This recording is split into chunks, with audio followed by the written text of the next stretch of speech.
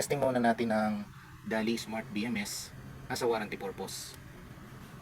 Naset up ko ng battery, 16 pieces. Tig-isa-isa lang.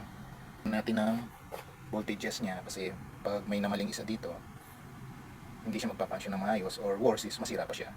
So check muna natin. Voltage check lang naman.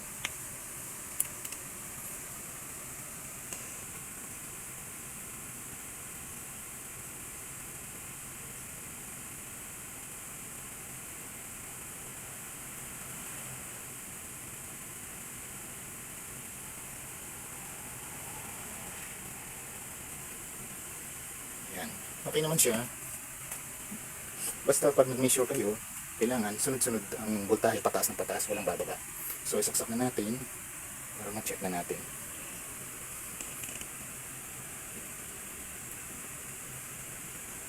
Ngayon, nag-blink siya.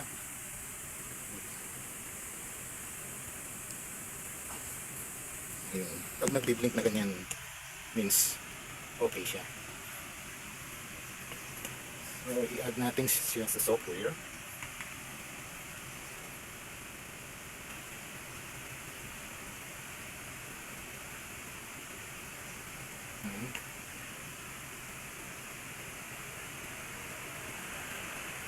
Okay.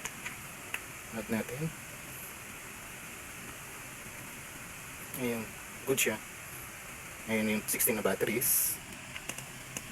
Ayan. Maximum 3.306, minimum 3.304, 0.002 volts lang ang mga difference nila. So, lagyan natin ang load. Try natin kung nare-read niya.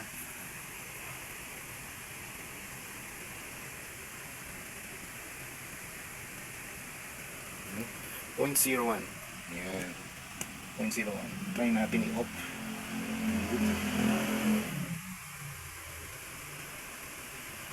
Charge switch, discharge switch.